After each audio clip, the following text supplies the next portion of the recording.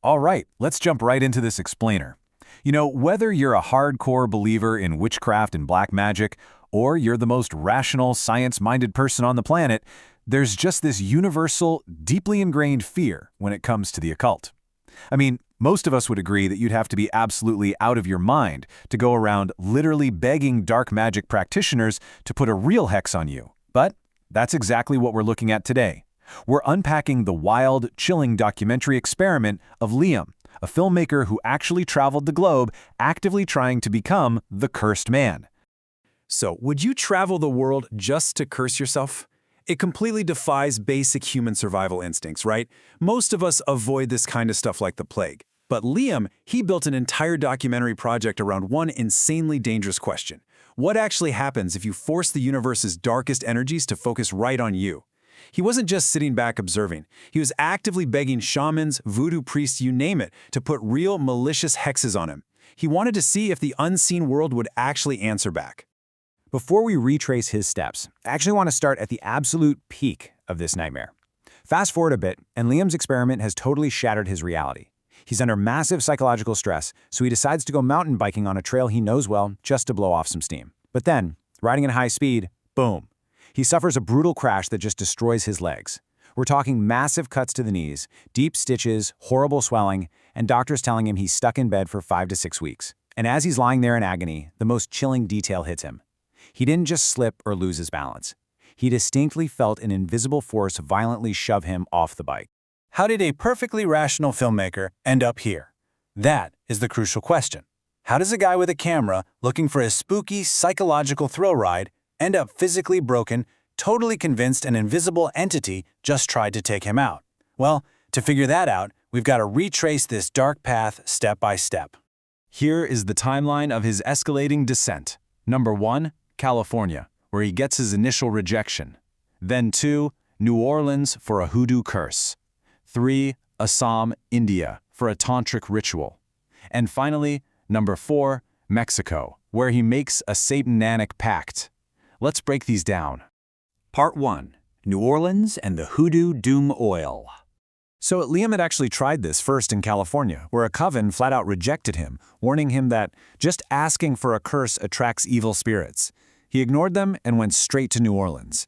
There, he finds Elias, a hoodoo practitioner who actually agrees to do this binding ritual, and the details are intense. Elias takes a single strand of Liam's hair and wraps it super tight around a cold coffin nail. Then he burns red thread, chanting these loud, bizarre incantations, and literally dunks that hair-wrapped nail into a jar of something called doom oil before wrapping the whole thing in black cloth. Now listen, doom oil isn't some cheap Halloween prop. It's a substance used in necromancy specifically designed to absolutely destroy your enemies to the core. When the ritual wraps up, Elias hands Liam a cursed amulet, but he gives him this hyper-specific, terrifying warning to go with it. He tells him he's going to get a burning fever, but then he explicitly says, "This curse will start by destroying your legs." Destroying your legs. And just to add a cruel little twist, Elias tells him that anyone who tries to help Liam is also going to have their happiness stripped away. Looking at this, the contrast between what they were thinking is wild. Liam is sitting there naively expecting a fun psychological thrill for his documentary. Maybe feel a little spooked. But Elias is promising severe physical destruction, violent nightmares, and literally guaranteeing that all of Liam's future success will be destroyed or delayed. For Elias, this was definitely not a game. And the aftermath? It was basically immediate. The initial manifestations hit right after the hoodoo ritual. Liam starts having these deeply unsettling dreams, which very quickly turn into incredibly violent, bloody nightmares. He's not sleeping, his paranoia is through the roof, but honestly, the guy is just incredibly stubborn. Because he wasn't physically hurt yet, he still refused to believe the curse was real. Which brings us to part 2, Assam, India, the Tantric of Mayong. Still hungry for that undeniable proof? Liam flies all the way to Mayong, a village in India famous for being the land of black magic. We're talking dark legends, whispers of human sacrifice, the works.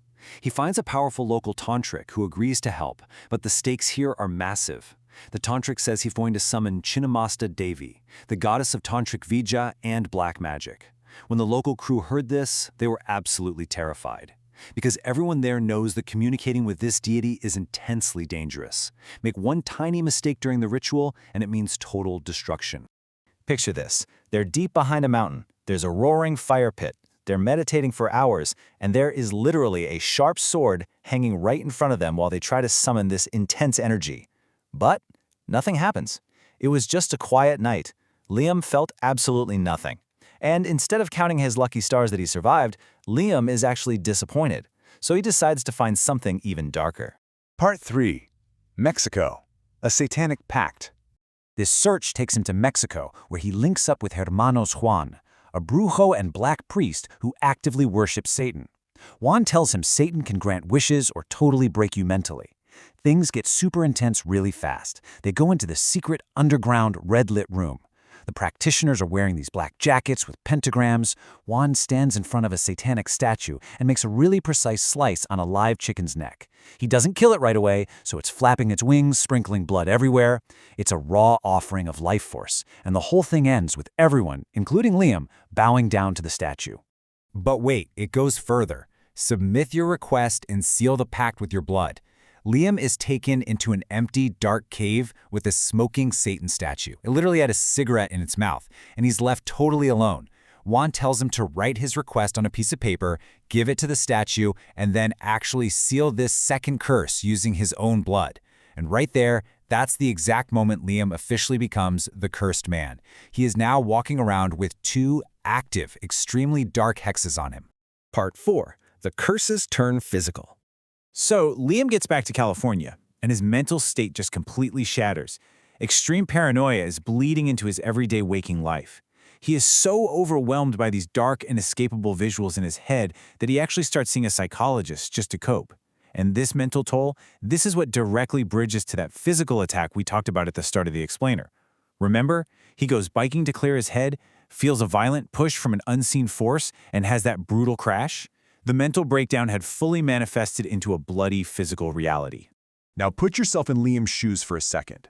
You're stuck in bed, your knees are destroyed, heavily stitched, swollen, you can't move. Terrified, he decides to start rewatching his documentary footage. He pulls up the New Orleans ritual, and his blood just runs cold. Through the speakers, he hears Elias's warning loud and clear. This curse will start by destroying your legs. The realization hits him like an absolute ton of bricks. The curse wasn't just real, it followed Elias's exact blueprint. Part 5. Breaking the Hex. At this point, Liam is utterly defeated. He's desperate just to save whatever sanity he has left. So he goes crawling back to that very first California coven, the ones who originally warned him not to do this. He doesn't care if it's coincidence or real magic anymore, he just wants the suffering to stop. Seeing how broken he is, the coven agrees to do an intense cleansing ritual. First, they summon white, black, gray, and red spirits for healing. Next, they physically destroy that cursed hoodoo amulet Elias gave him. And finally, to break that blood tied to the darkness, they have Liam stand in front of a mirror and scream at the absolute top of his lungs to shatter the satanic pact. So to wrap up this explainer, I really want to leave you with a thought from the source material. As rational people, it takes a whole lot of effort to honestly believe in black magic, or curses, or the unseen world. But after hearing what happened to Liam, watching a skeptical guy literally get his legs destroyed exactly like the priest said he would, it might actually take way more effort to completely deny it. Maybe the unseen world is just sitting there waiting for an invitation. Liam's story is a pretty terrifying reminder of why you probably shouldn't offer one. So what do you think? Was this all just one massive unlucky coincidence? Or did Liam get exactly what he asked